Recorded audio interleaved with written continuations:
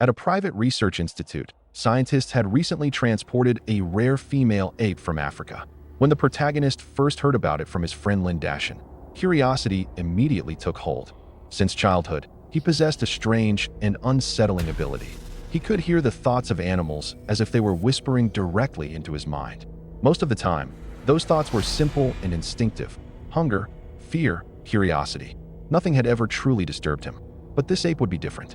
He drove several hours to the institute to see it. The facility itself was massive, surrounded by reinforced steel fencing, surveillance systems, and armed patrols. Escape was virtually impossible. Inside, in a heavy iron enclosure, stood the ape.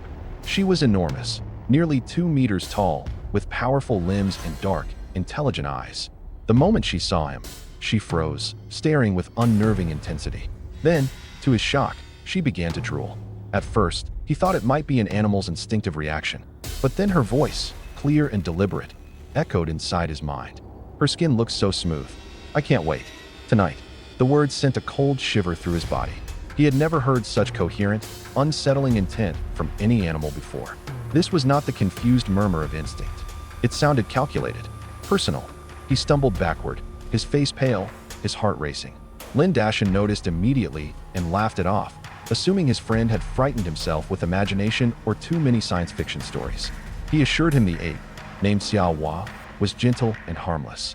The enclosure was reinforced steel, impossible to break. Guards patrolled every night, and the security systems were designed to prevent even the smallest breach. Still, the man could not shake the feeling that something was terribly wrong. He reminded Lynn Dashin that the ape was rumored to have undergone genetic mutation, making her far more intelligent than normal animals. Lynn Dashin shrugged it off. Even if she somehow escaped, he joked, she could never find him. The institute was hundreds of kilometers away from his home. The idea was absurd. By late afternoon, the man returned home, trying to forget the encounter. He convinced himself he had overreacted. Perhaps he had misinterpreted her thoughts.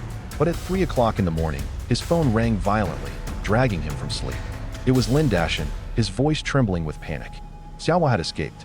According to him, the ape had somehow obtained the guard's keys, unlocked multiple enclosures, and released the other animals. Surveillance systems had been disabled, and the entire institute was in chaos. No one understood how she had done it. Then Lynn Dashin said something that made the man's blood run cold. "Her tracking signal, it's at your apartment building."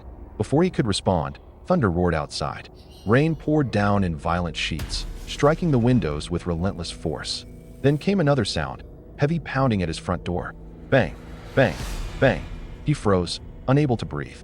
Lynn Dashin tried to reassure him, suggesting the tracking system might be malfunctioning. In a storm like this, even a human would struggle to find an unfamiliar address without navigation.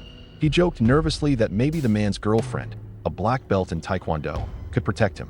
The man forced himself to move quietly toward the door, his hands trembling. Maybe it really was his girlfriend playing a prank. He leaned toward the peephole. Darkness. Nothing but black. Then, suddenly, the voice returned. "Am I not convincing enough? Why isn't he opening the door? If he doesn't open it soon, I'll have to break in. No, I must be patient. I can't damage the skin." Terror flooded his body. Cold sweat ran down his back as he pressed himself against the wall, afraid even his breathing might give him away. He hurried back to the window and whispered into the phone, barely able to speak. "She's here. Xiaohua is outside my door." His mind raced with impossible questions. How had she learned his address?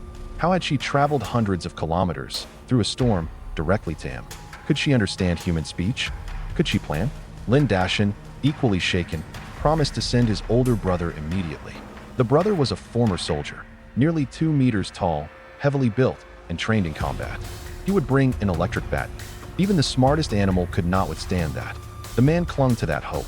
Minutes later, violent noises erupted outside his door. Heavy footsteps, struggling, blows landing. A low, pained grunt echoed through the hallway. He wanted to look, but the peephole remained completely black, as if something covered it from the outside. Then, suddenly, the pounding stopped. Silence. His voice shook as he called out softly. "Is that Dashin's brother?" No answer.